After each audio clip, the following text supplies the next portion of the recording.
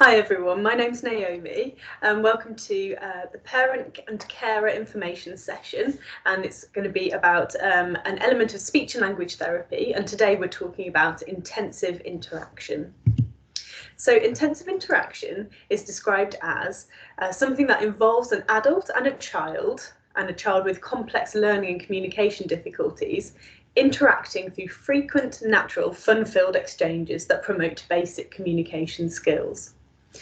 So this is a quote by Dave Hewitt, who is one of the first people to kind of formalise and come up with intensive interaction when he was the head teacher of a special school. And I think this quote is really, really good at summarising what intensive interaction is. So I'll just go through it again. So it talks about an adult and a child, and it's often called the teacher and the learner, or the communication partners, but it's someone who is working with someone who has a learning disability or a communication difficulty. So it doesn't have to be a child, so an adult and a person with complex learning and communication difficulties, and they're interacting, and those interactions are frequent, they're natural, and they're fun-filled exchanges. And these exchanges promote basic communication skills. So this is quite a good quote to always come back to, just as a nice summary of what intensive interaction is. So we're going to start off with this infographic, which looks at the different stages of communication development in a very, very young child. And the aim of this is just to highlight the fact that communication is so much more than talking. And when someone develops their communication, there's a huge amount of learning that goes on before they start to talk. So, for example, you can see in the 1, 2, 3, 4th step up in this diagram, which is around 12 to 8 months, we've got words and ideas. And people, as a speech and language therapist, we often get referrals for children who are around the age of 2, 2.5, who aren't talking yet. And that's often seen as a marker of the fact that they have a difficulty with their communication. So communication is often thought of as talking. But what I want to show you with this infographic is that communication starts so much earlier than that. And communication development even starts before a child is born. A baby is born being able to recognise its parents' voices, and it can even recognise the sounds of its native language. So it's already listening and learning even before it's born. So don't worry too much about remembering all the stages that we talk about here, and also be aware that these the ages that are described against the stages are also approximate. They're not always exact. So we start off with the first stage, which is a newborn baby all the way up to around 5 months, which is called pre-intentional. And a pre-intentional child, and quite often it's a baby, will be reacting and having behaviours that are a response to things that are happening inside their body. So maybe they're thinking about the fact that they're hungry, or they've got stomach ache, or they're tired, and things that are happening externally as well. So they might be too hot or too cold. They might see caregivers and then recognise them, or recognise that their caregivers are gone and be upset by that. So they're just reacting to things that happen around them, and they have involuntary behaviours such as crying or gurgling or smiling that show other people how they're feeling. So these behaviours, such as crying, gurgling and smiling, at this point are not intentional communications. So you might have a parent or a caregiver who goes up to a child who is crying, and they will interpret that behaviour as communication. So, for example, a parent will go to a crying baby, say, "Oh no, let's have a look at you. You look like you're tired. You might be hungry. Let's change your nappy," etc., etc. But that child didn't mean to communicate that. That child was just reacting, showing a behaviour, and it resulted in the parent interpreting that as communication. And this is what we call a feedback loop, and a loop of communication. So the child does something, the parent reacts to it, and the baby starts to learn, oh, every time I do this, every time I cry, someone picks me up, every time I smile, someone smiles back at me, each time I gurgle, someone talks back at me. And the child slowly starts to learn and recognise this feedback loop. So as the child gets slightly older, so approximately 5 to 9 months, the child starts to be able to anticipate things that are going to happen. So, for example, when they see someone start to unscrew a bottle of bubbles, which is really exciting, they might start to reach towards it because they know what's going to happen next. Or when the parent comes into their room, they might lift up their arms because they know they're going to be picked up. So these are examples of behaviours that aren't yet intentional communication, but they are slightly more sophisticated behaviours than the pre-intentional baby. So an example is a parent gets a bottle of bubbles out and the baby knows what happens with bubbles and is really, really excited. So as soon as the parent starts to unscrew the bottle, the baby might start to reach towards, because they know as soon as I reach, that's when the bubbles start to be blown, or as soon as I lift my arms up, that's when someone comes to pick me up. So the difference is that the child doesn't yet know that they are communicating. They're just doing slightly more sophisticated things because they know what's going to happen next, and learning each time I put my arms up, I get picked up. When I reach for the bubble, someone blows bubbles for me. So the next stage is called the intentional communication stage. And this is the most important leap of learning that any child or any person will ever learn. As soon as a child learns to communicate intentionally, so basically they do it on purpose, they know if I cry in a certain way, or if I shout, or if I point or look at someone, I can get their attention, I can make them do something for me. This is the point where the child starts to do things with the intention of communicating to somebody else. And as soon as a child has made this, has realised how to use intentional communication and is able to be an effective intentional communicator, all the rest of communication just flows on from there. All the kind of learning words, learning to understand words, learning to use words, and then as you can see on the higher steps, joining words together, abstract words and reasoning, it all kind of flows from there. If a child doesn't successfully learn how to use intentional communication, this is where we often get lots of difficulties. So I'm going to illustrate this just with a couple more slides. So we've got an example here of the feedback loop for a very, very young baby who is at the pre-intentional stage. So we've got the example of its mum, its caregiver, entering the room, and the baby kind of recognises its mum and reacts. So it doesn't do it on purpose, it just reacts involuntarily because it's very, very excited to see its caregiver. So it might vocalise, might smile, might kind of move around a bit to show like, oh, this is really exciting. And the mum will respond to what the baby does and say, oh, hello, you're excited. I might pick them up or give them a cuddle or give them a tickle. And then the more mum does that, the more baby reacts, and the loop carries on round. So when a baby is then starting to anticipate events, you've got extra steps in there. So the mum enters the room, the baby remembers, oh, I know what happens here. And the baby thinks, oh, I'm about to be picked up, so I'm going to reach up, or I'm going to, kick my legs and be even more excited. And again, the mum reacts in an even bigger way. Says, oh, you look like you want to be picked up. Here you go. And, pick up or play tickle games or something like that. And then the feedback loop that leads to that purposeful, intentional communication where that baby thinks, I want this to happen and I know how to get it, is this. So again, the mum enters the room, the baby remembers what happens, the baby thinks, I want to be picked up, so I'm going to look at my mum, I'm going to raise my arms up, I'm maybe going to vocalise, I'm indicating really clearly, I want you to pick me up. And again, the mum will pick them up, and the mum will probably say, up, I'm picking you up, I'm going to pick you up, you want to be picked up.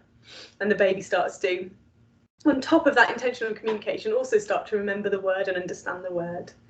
And another example of this is, for example, if there's a young child who maybe can see the bottle of bubbles on the shelf but can't get to them, a baby who is not at the intentional step yet is likely to look up at the bubbles, maybe reach up, kind of maybe cry, look towards them, kind of get upset that they can't get at them, but isn't yet realising that I can turn around and I can, get someone else's attention, I can make eye contact with someone, I can use joint attention to look at somebody, look back at the bubbles to show them, I'm telling you that's what I want. So the baby isn't quite there yet, but a child who is able to make eye contact and make that joint interaction, or even point and reach or lead someone to something, is able to use intentional communication. And a really important part of intentional communication is it involves lots and lots of non-verbal communication as well. So that reaching, pointing, gesturing, vocalizations without words, and eye contact, and even facial expressions to get over what you mean. So at this stage, this young child who is not even 12 months yet is already communicating in a really, really complex way. Okay, so as I alluded to before, there can be times when a child really struggles with intentional communication. There might be a child who takes a long time to work through the steps of communication, or a child who works through the steps of communication in a different way, or sometimes it would be referred to as a disordered way. So, for example, these are children and young people and adults who have maybe a learning disability, who have a communication disorder, and also, and quite commonly, who have autism, because autism is primarily a communication difficulty. So if you have this brain difference, if there's something about the way that you, something different about your development, you may not achieve, or you might really struggle with that step of intentional communication. And what happens if we don't follow those steps? Well, you get children who are late talkers, so it takes them, they have delayed communication. You might have children who really struggle to use those non-verbal communications, so like the eye contact, pointing, gesturing. You might have children who just are distressed by social interaction, and developing these feedback loops and being interested in other people is all part of, you know, developing that communication. And a child who has a communication difference might actually find that social interaction is a scary and frightening thing, not something that they enjoy. And those are the children we tend to see in nurseries and schools who prefer to play on their own and maybe get upset if someone gets close by, or prefer to move away and again go and play and interact and kind of spend time on their own. And that's kind of limited interest in others. And you also see some children who become very insular and really struggle to connect with the outside world, may have more self-stimulatory behaviours as well. And there's nothing wrong in themselves. There's nothing actually wrong with having self-stimulatory behaviours. So, for example, quite commonly autistic children might jump, might flap their hands, might have motor mannerisms with their hands, those sorts of things. And those are all kind of positive things. Those are things that help that child to regulate, something that they enjoy, something that calms them down. But in some cases where children become very isolated because they're really struggling to connect with the outside world, those behaviours can become quite severe and all-encompassing, and even end up with kind of self-interest behaviour as well. So self-stimulatory behaviours aren't bad in themselves, but they're something that can sometimes indicate that children are becoming very insular and struggling to interact with the outside world. Okay, so where does intensive interaction come in here? So we've talked about some quite complicated things, but overall what I just want to explain is that before we start to talk, we learn some really important things about communication, specifically how to intentionally communicate, how to communicate on purpose, how to get a message across to another person. And these are your early communication skills. And in the world of intensive interaction, they're called fundamentals of communication. And the idea of intensive interaction is to work on and develop the fundamentals of communication. And the overall aim is to improve communication skills, improve happiness and well-being, bonding and attachment, and hopefully help that child to move on to more sophisticated social skills. Okay, so in the intensive interaction world, so there's the Intensive Interaction Institute, where you have people who are trained, who are practitioners, and they also have their sort of formal titles that they call all the different elements of it. They talk about fundamentals of communication, being those early skills, and really simply, they describe them as the ability to enjoy being with another person. So the idea is that intensive interaction will help someone who has a learning and or communication difficulty just to enjoy interacting with other people, to be interested in other people, can develop someone's concentration, can develop someone's understanding of sequences, to enjoy a sequence back and forth, because that's the building blocks of a conversation and an interaction. Can help someone to enjoy sharing personal space. And sharing personal space should not be something that we impose on children or that we expect from them, or a person with learning disability or complex needs. But we want to, through intensive interaction, you can make sharing personal space a lot less scary and intimidating for a young person. And it may be that that person, that learner, that child might end up enjoying sharing personal space and physical contacts. So we can explore that through intensive interaction. Also got things like regulation, so we'll talk a little bit later about emotional and sensory regulation. And we've also got eye contact and facial expressions. Again, particularly with eye contact, this is never ever something that we want to force a young person to do or have an expectation that they will do. Many people with autism talk about how difficult making eye contact is, that it's incredibly uncomfortable, and even it has the sensation of being very painful making eye contact with someone. So this is never something that we should kind of force on a young child or expect from them. But through doing intensive interaction, if eye contact is something that that child has in their repertoire, that they do have the ability to do and enjoy, it gives them the space to practice that. And then we've got facial expressions as well. So we're going to watch a video, and this is one of the Intensive Interaction Institute videos, and we're going to watch a couple of their videos and a couple of different videos as well throughout the training this morning. So this first one just talks about the fundamentals of communication. So I'm going to play a short clip, and what I'd like you to do while you're watching is see if you've got a pencil and paper, see if you can write down the fundamentals of communication as the practitioners talk about them as we go along. Okay.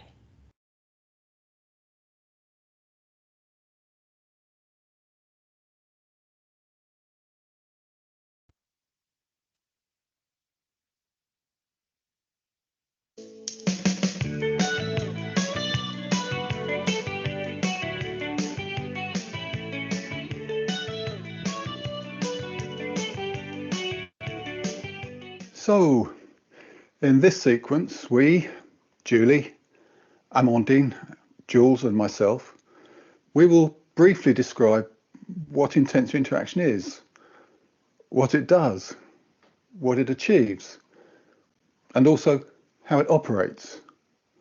What are the principles of doing intensive interaction?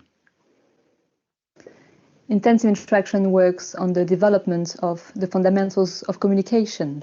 The fundamentals of communication are things such as learning how to be with another person. Many people with autism find this extremely challenging. Developing the ability to attend to another person. And gradually, therefore, developing concentration and attention span. And of course, this brings about learning to do sequences of activities with another person. And probably one of the most critical aspects of early learning for all of us, turn taking, taking turns in exchanges of behaviour. And this leads gradually to the whole learning of the structure of dialogue and conversation.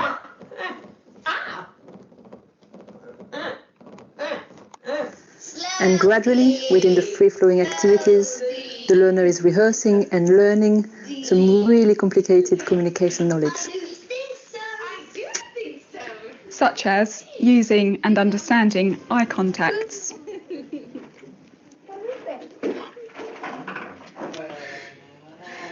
Using and understanding facial expressions.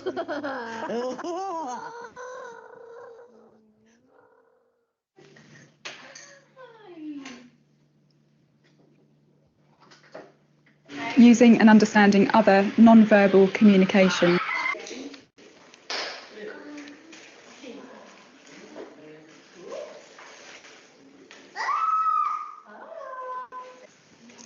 Using and understanding physical contacts.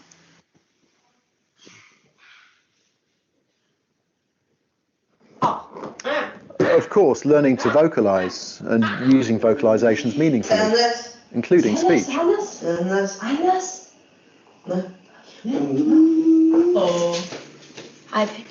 Intensive interaction gradually enables the person to learn all the routines of connecting and relating with other people.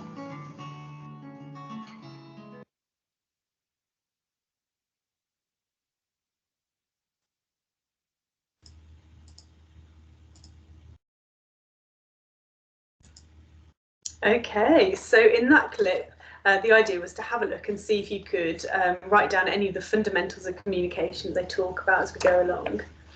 And just to recap, we've got encouraging someone to learn how to be with another person. We've got developing the ability to attend and be interested in another person, concentration and attention, doing sequences with someone else, which are the building blocks of a conversation, using and understanding eye contacts, using and understanding facial expressions, non-verbal communication, physical contacts, and vocalizations. And again, with intensive interaction, we don't really set targets or have particular expectations for what the children or young people or learners are going to do. We would never say, right, so we want that person to use more facial expression. That's what we're going to work on, and we're going to try and make them do it. We use the principles of intensive interaction that we're going to come on to later, and we hopefully through that we facilitate and make a safe space for a young person or a learner to develop these skills. And as we'll see, the approach is always the other person led. It's child led or learner led. They show us what are the tools in their repertoire, what are the things that they're going to develop, and how it's going to work.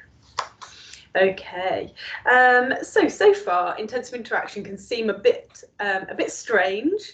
It can seem a little bit complicated, and it can seem very abstract. It's a very kind of unusual thing to be carrying out, basically. So what I want to do now is I've got a couple of videos to show you, which I hope will show that intensive interaction is something that we have probably all done. It's something that comes very, very naturally to us, and it's something that's very normal, and it's the way that we interact with young children. So I'm going to show you this first video, and as you watch it, just have a think about what communication is happening in this video, what's the baby doing, and particularly what is mom doing, what is she doing to facilitate lovely interaction with this baby.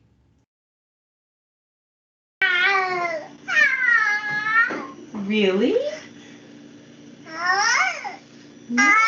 Oh my goodness. Oh my goodness. Are you feeling better? Oh. Are you feeling better? You feel pretty good? Huh? You feel pretty good? Yeah. Oh. You were pretty mad before. And now you're like so happy. Huh? Were you hungry? Yeah. What else? What else? Mom, Did you have a good day? Huh? Did you have a good day? Oh my God. Oh. Tell me more. Tell me more. Oh. What else? What else? Did you swing in the swing? Did you swing in the swing? Really? Daddy. Did you get dizzy? Is it kind of dizzy? Yeah, like that? She's- Oh, are you pushing on me? You want to swing and bouncy? Oh, did you go in the bouncy seat?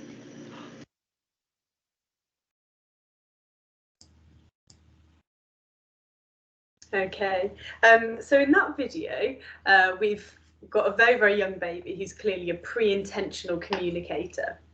And basically what his mum is doing is engaging him in intensive interaction. So you'll see things like mum is responding to his vocalizations and even his intonation as well. So if the baby went, oh, she would say, oh, wow, as if he was telling her something exciting. One of the most important things is that mum was leaving time for the baby to pause and wait for the baby to do something before she replied. She wasn't just kind of talking or trying to make the baby do something. She was leaving a pause, sitting back and waiting for the baby to do something else that she would then respond to. And as we'll see in our next video, kind of more of an example of in our next video, the mum was also making it into a conversation. So right at the end, when the baby was kind of leaning back, she was pretending that he was indicating that he'd been on the bouncer today, and, you know, silly things like that. But she was building it into a conversation. She was adding on information, feeding back to him, building it into a conversation. Okay, and now we've got a second video. So again, just have a look at the overall interaction, have a look at the things that the young child is doing, but also have a look at the things that the carer is doing. What good examples of intensive interaction can you see here?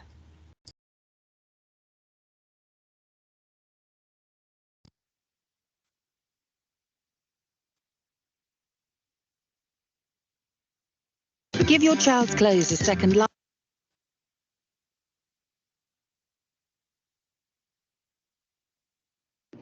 No. Okay. All right. Huh? Oh, no, not this one. This is the grand finale of it. Yeah, that's the last one. That's what I was wondering. I don't know what they're gonna do next season because they did some stuff this time. Exactly what I was thinking. Oh yeah, yeah, yeah. Right. Don't bring that again. You know what I'm saying? Don't do the same stuff. You know what I'm saying? Yeah, I was thinking that. Yeah. Yeah. Like go somewhere else with that, but don't bring it here. You know what I'm saying? Yeah.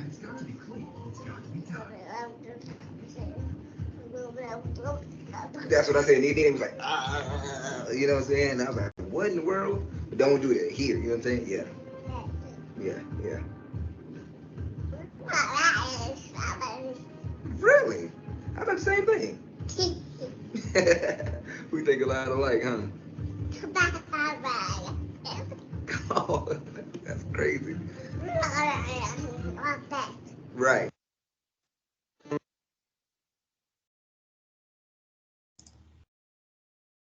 Fantastic. I hope you enjoyed that video as much as I do. It's so good. So that video went viral a few years ago, and we always say that it's probably because so many speech and language therapists were watching it and sharing it, because it's such a lovely example of intensive interaction.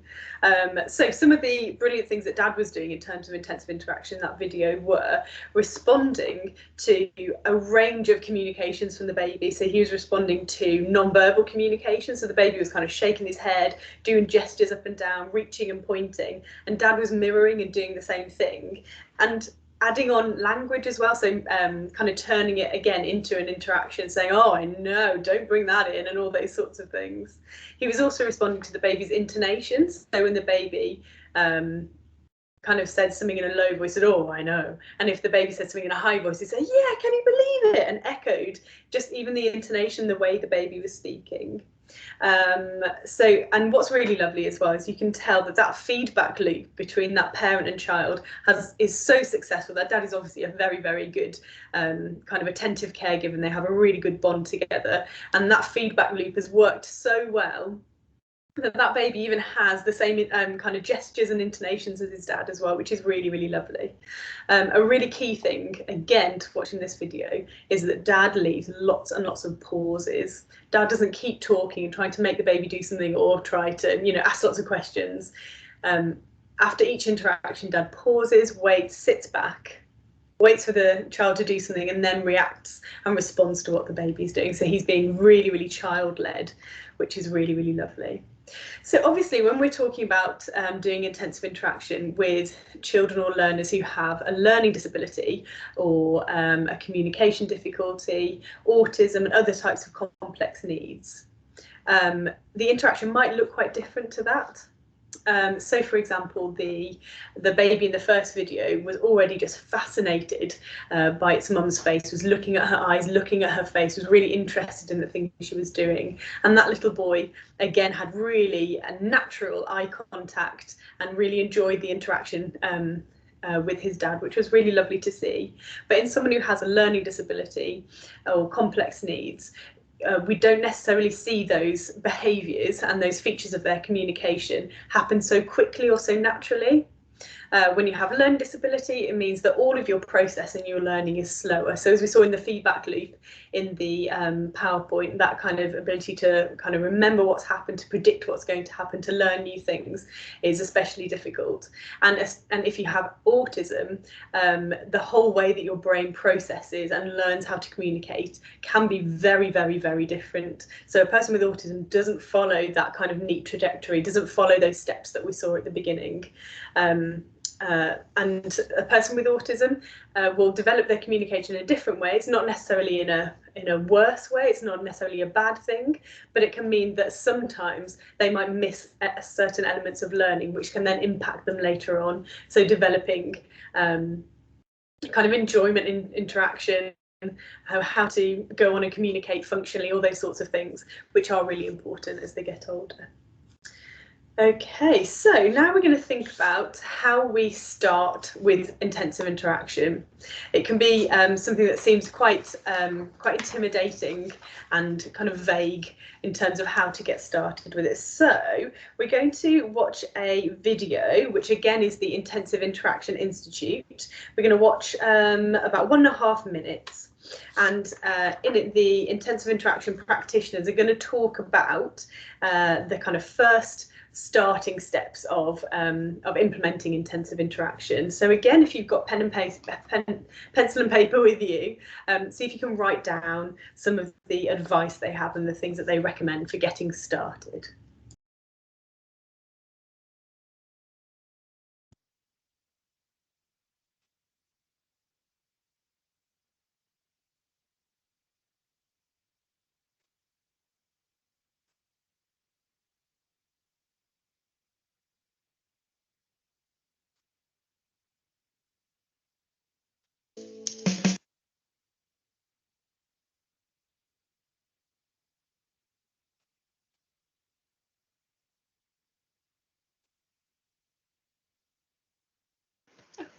Intensive interaction does not require any fancy equipment.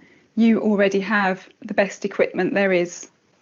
This, you, face, voice, body language, sense of presence.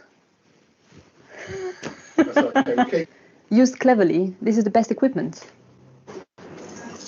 Then the first sort of operational principle, the key principle, is, well, sensitivity. Tuning in, we call it. This process has been called listening with all of your senses to the other person. And have a great time. Enjoyment. In all of the videos, watch for the teacher person using positioning and what we call the available look.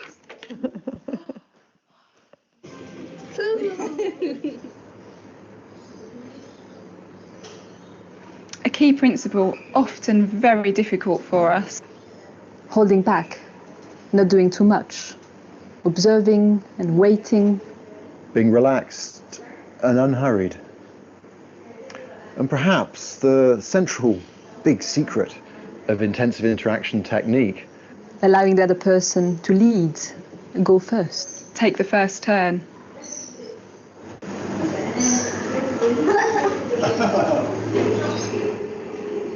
And then you construct the content and the flow of the activity by responding to what the other person does and having the other person enjoy your responses. There are a variety of ways of responding, but imitation and joining in work really well.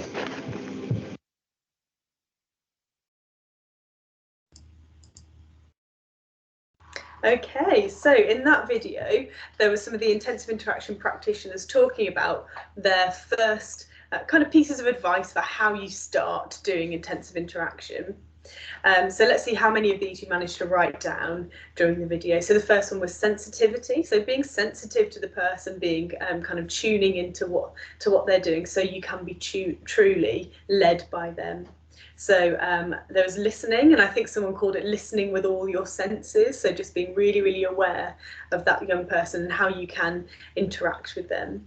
Fun and enjoyment, so making sure that it's fun, because ultimately we're teaching this, and we as speech and language therapists, we teach communication not because we want the child to kind of tick academic boxes. It's not like kind of, you know, learning your alphabet or learning numbers. We want to teach communication because it is a joyful thing in life, because it improves your well-being and your mental health if you can have, or if you are able to access positive interactions with other people and develop good social interactions. And also, if you can develop on top of that functional communication, it means you're able to advocate for yourself, that you're able to protest about things, you're able to talk to people, get your needs met, which are really, really important things, and things that make people with a learning disability and autism particularly vulnerable. So fun and enjoyment, this is a life skill that basically improves your well-being and happiness. So that's why we ultimately want to do it. They talked about positioning, so they had a couple of examples of people lying right on the floor with young people. And we often say, well, if you're talking to somebody, it's always good to be at the same level as them, even if you're talking about a kind of business meeting, but particularly when we're talking to children or we're talking to people with learning disability and or autism. So think about positioning, being available, taking time just to observe, wait and relax. Don't try and rush and make something happen. Use that time to kind of really sit back and make sure you're observing, so you're really tuned in. Allowing the other person to lead, responding to them, and then lastly, imitating them and joining in are quite good ways of just starting an intensive interaction. Fantastic. So the next thing that we'll think about is when we need to stop or pause or sit back when we're doing intensive interaction. So it's really, really important not to overwhelm a person who you're doing intensive interaction with, because of the nature of doing intensive interaction, it's most likely the person will have a complex need like a learning disability, like a communication need or autism. And it's something that is very common with those conditions is a difficulty with emotional and sensory regulation. So we need to be really, really tuned in to make sure that the person doesn't get too overwhelmed or kind of upset by our presence or the intensive interaction. So we're talking about emotional and sensory regulation, which might seem like a really unusual thing. It might be something you've never really heard of before. It might sound a bit complicated, but it's something that we all do. So I've got the example of if you've been sitting at your desk for a long time, studying or doing work, you might realise, oh, I need to get up, I need to wake myself up, I'm going to stand up, I'm going to go make myself a cup of tea and come back, maybe going to chat to someone, then I'll come back to my work and be nice and refreshed. There, you've regulated yourself. And a similar thing, if you're at home and you feel really tired, you might take a nap, you might just sit and kind of zone out and scroll on your phone for a while until you feel like you've got some more energy to carry on with your day. And also socially as well, we can probably all think of times when we've been in an intense social situation, maybe a wedding where you don't know that many people, and it might be quite common that we've said things like, oh, I'm just gonna nip to the bar, I'm just gonna go to the toilet, actually because you just want a break from really intense social interaction.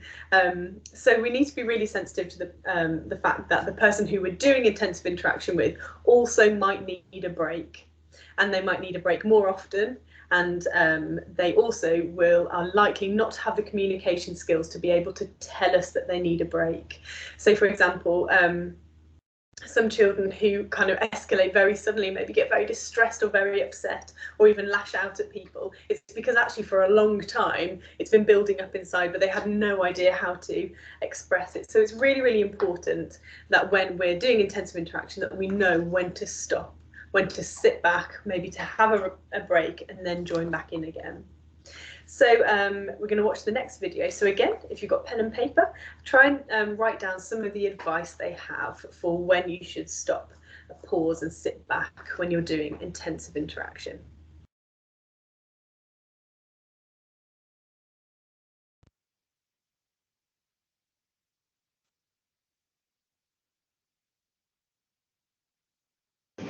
The person who is the learner may take part in bursts, especially at first. So it's crucial to be prepared to pause and wait for the other person to pause and rest.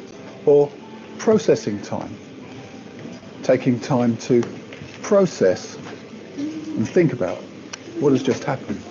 Intensive interaction principles are applied flexibly, but the only absolute rule is that it stops when the other person has had enough. Once again, this is often the difficult bit. Aim for a sense of minimalism in your behaviour and approach. Relax. Wait, don't do too much. Don't drive the activity. Or try to make something happen. Hold back. Pause. Wait. And give time and space for the learner.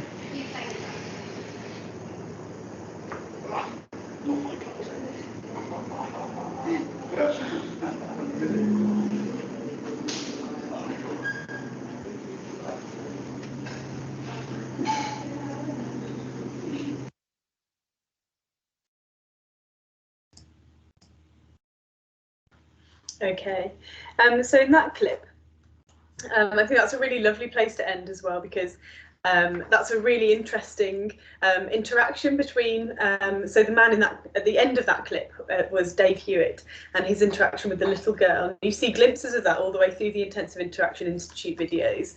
And I remember when I went on training, it was that particular little girl really didn't like physical contact with people. She didn't like to come close to people. She didn't like people to be close to her. And through intensive interaction, she was able to feel safe enough to give it a go, to see if she liked to sit next to someone, to see if she liked to hold someone's hand. And what's really, really lovely is you can see all the way through that the practitioner, Dave, is really, really minimal. All he ever does is just sit there, and he's available, and he's looking at her, and occasionally he kind of copies some of her movements and some of her vocalizations. And then she slowly comes up and holds his hand when she's ready to. And right at the end there, she just puts her arms around him and gives him a really big hug, which is really, really nice. And it kind of shows what intensive interaction can provide the space to do to make a learner feel safe and secure, so they can try out these things and and enjoy that social interaction. So hopefully you've written down a few of these things in terms of when we're considering when we need to stop, pause and sit back when we're doing intensive interaction, so that we're sensitive to the learner, to when they need a break or when they need to stop. So we need to think about when to pause if they pause. We also need to think about processing. So it might be that some of these learners are, through intensive interaction, are being provided with the space to develop skills and have realizations of learning that they've never experienced before. They might suddenly be thinking, you know, oh, that was really strange. I was doing this and the other person was mirroring me, and I realized that if I did something, they copied me, and there's a connection between me and this other person. They may have never even had that experience or that conscious experience before, and that might be quite a huge thing to suddenly process. So they might need to sit back and just process, you know, what on earth just happened? Maybe I'll go back and see if it'll happen again. So holding back and giving the person time and space to learn and enjoy the interaction as well. Okay, so intensive interaction can be something that is difficult to maintain. It's difficult to maintain a practice of intensive interaction because of its informal nature. It's not, there's no particular order in which we want to develop the fundamentals of communication. There's no timelines. There really shouldn't be particularly targets to do with it. It should be a practice that we use to give the learner space to develop the fundamentals of communication. So it can be difficult in schools and at home and in various care settings to maintain the practice of intensive interaction because of its informal nature. So we're going to think about, we're going to watch another video which is from the Intensive Interaction Institute, which talks about ways to make sure that you can continue with your practice, that it's not something that sort of trails off, that it's something that we maintain so that we can really see the positive effects of it.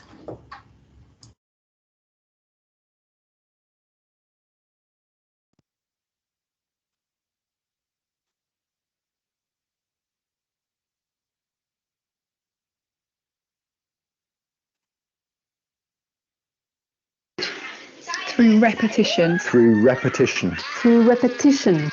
The enjoyable repetition, the rolling process of the repetition of intensive interaction activities gradually helps the person to learn the deep stuff of interacting, connecting, and relating with other people. You become something he or she can understand and relate to. And first and foremost, you go and join the other person in their world, on their terms. For a person with autism, our world of usual, everyday social communication can seem terribly complicated, overwhelming even, frightening. Clearly, it is so much easier for us, complicated people, to simplify ourselves, to become something that a person with autism can relate to and understand and make contact with.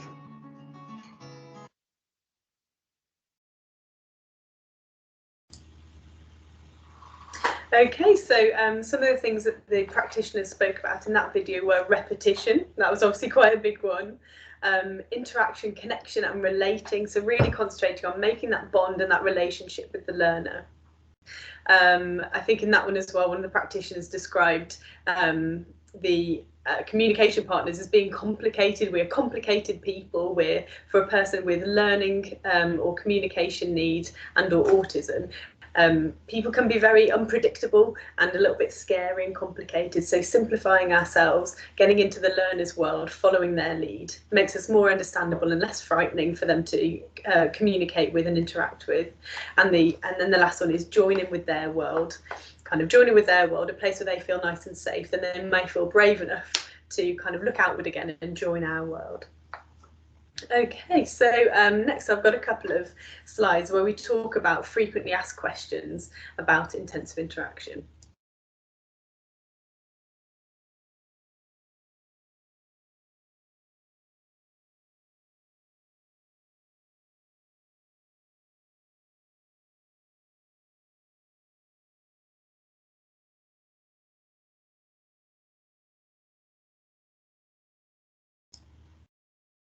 Okay, then, so these are some frequently asked questions about intensive interaction. So the first one is, intensive interaction is used with autism, so does it cure autism? So we talk about autism a lot in connection with intensive interaction, and one of the main videos that we've been watching from the Intensive Interaction Institute is called "How Does Intensive Interaction Help Someone with Autism?" So obviously it's very commonly used with people with autism, and the reason for that is that a person with autism has primarily a communication difficulty, and specifically a really significant difficulty with developing intentional communication, putting all of that information learning together and then learning to communicate intentionally. So we use intensive interaction with autism. So is that because it cures autism? So in short, no, there is no cure for autism. Autism is a brain difference. Autism means that someone's brain is just wired differently, and they will develop and they will learn things in a different way. If the person didn't have autism anymore, they would have a completely different brain and be a completely different person. Autism is all-encompassing, and it is the person. So it's not something that could be cured, and not something that we want to cure. Having autistic and neurodivergent people in the world makes the world more interesting and inclusive, and understanding, empathetic place to live. There's lots and lots of things that we can learn from people with autism and new ways of thinking in the world. So it's never something that we want to cure. It's not something that can be cured, and intensive interaction does not aim to cure in any way. So autism is a condition, which means that you learn and process things differently. And in some cases of autism, particularly when it's alongside learning disability, there can be some negative impacts of autism, particularly having autism in a non-autistic world, which means that you are very different to the world around you. And there can be negatives and unpleasant experiences of living as an autistic person. And intensive interaction hopes to alleviate some of the negative sides of having autism. So a negative side of having autism might be that you struggle with intentional communication.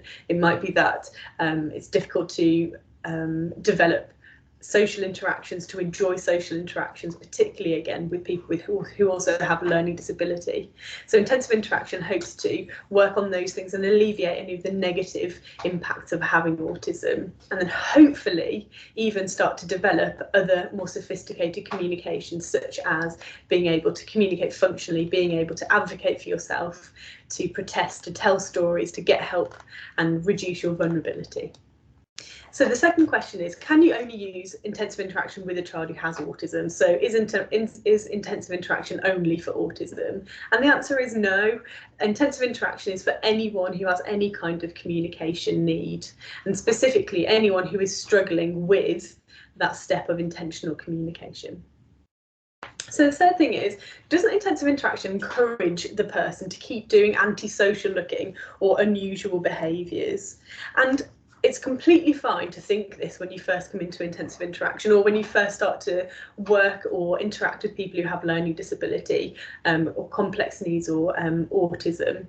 But the first thing to know that intensive interaction is not behaviour modification. The aim of intensive interaction is to develop that person's communication skills, to develop their fundamentals of communication, and to ultimately increase their well-being and their enjoyment of life. It isn't in any way to change their behaviour or to make them look more normal in any way.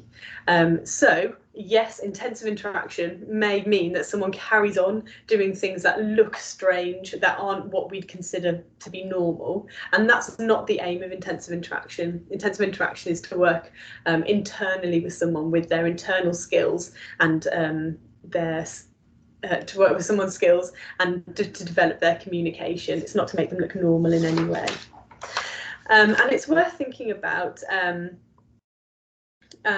things like expectations of making someone maybe look normal or act in a way that we think they should act. So things like making eye contact, using certain social skills.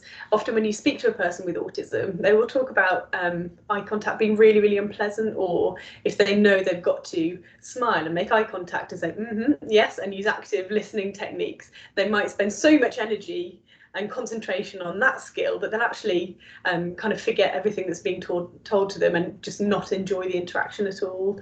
So any kind of encouraging people with autism or with a learning disability to look normal or do things that don't come naturally to them actually will not have a good effect on their well-being and their mental health.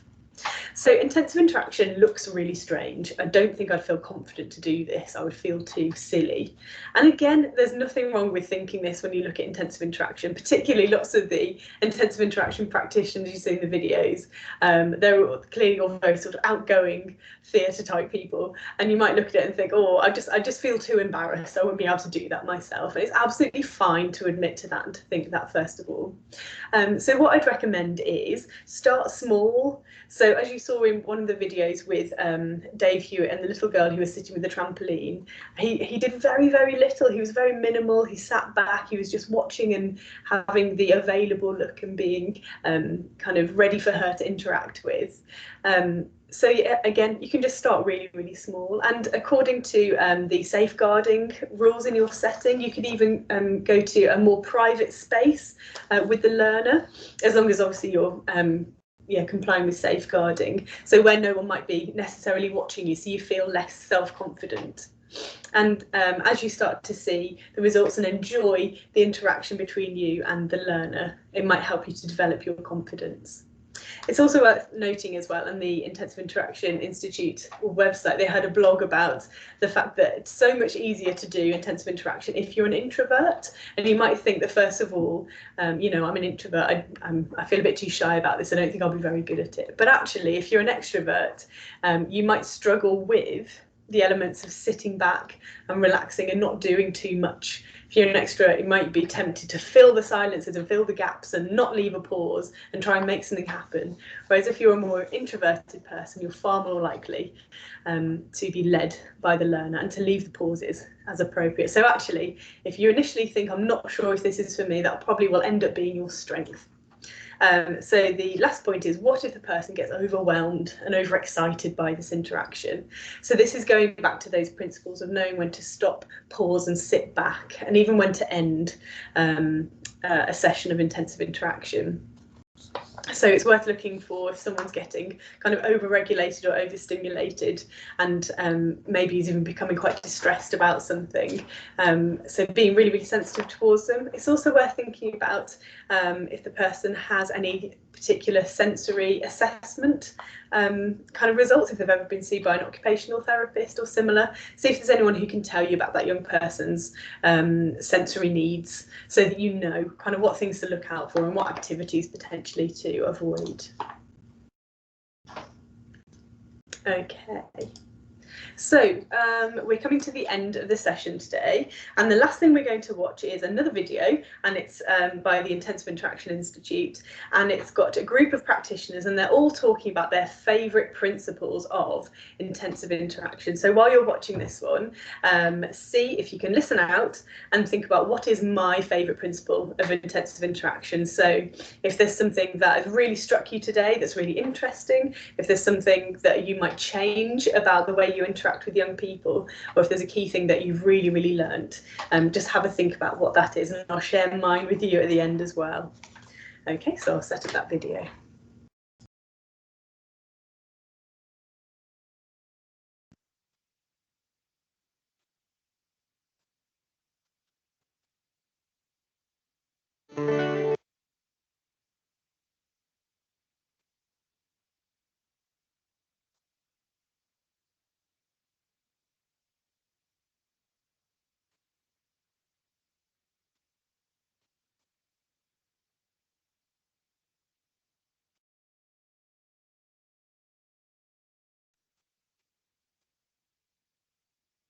Actions. We're going to expand on that in this section. You're going to see video clips shot by intensive interaction coordinators and associates, and you'll see interviews with them as well, where they will, I think, quite fully explain the actually quite simple principles of how to do intensive interaction. Again, do enjoy. 5 best principles for me would be watching and waiting, not doing too much, tuning in, and just being responsible. And the next main principle is to genuinely, sincerely enjoy yourself, authentically. Well, look to enjoy it, because one of the kind of main things about interaction, it's this mutual enjoyment. We shall enjoy it, our service user or our learner will enjoy it.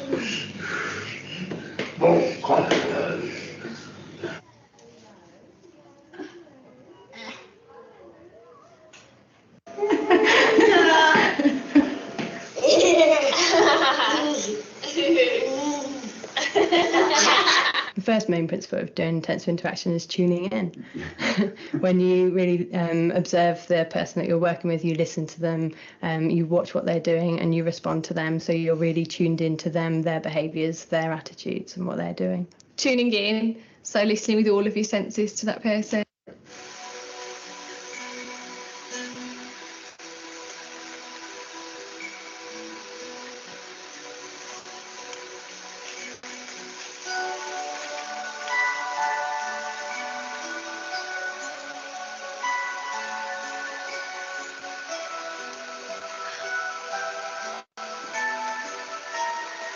It is about watching the other person, not doing very much, tuning in to the other person.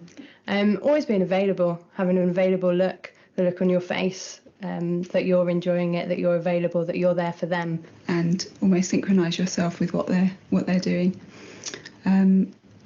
Take your time, pause, wait, give the person time to respond.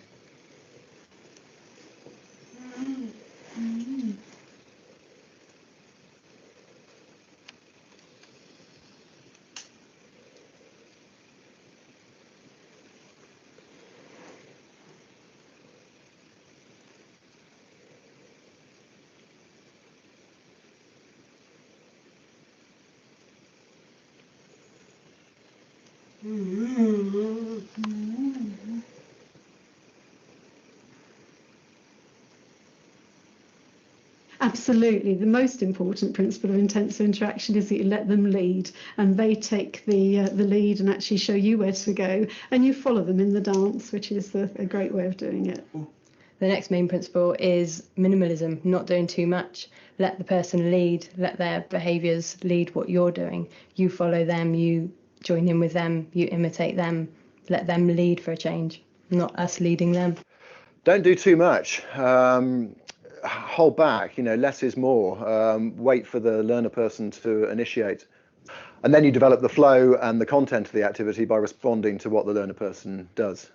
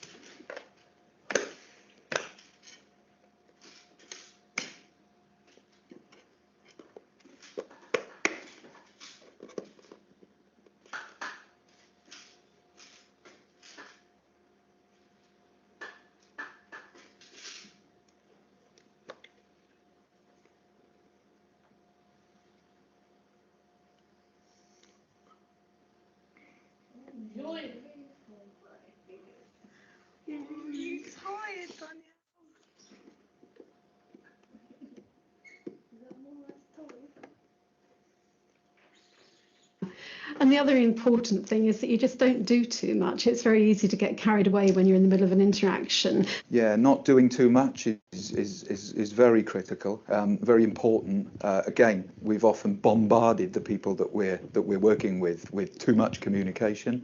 It's no wonder sometimes that they shut off and become a bit isolated if they don't really understand all of that stuff. So really, you know, kind of keeping it simple, waiting, pausing, allowing the person the opportunity to communicate, and then responding in the right way at the right time.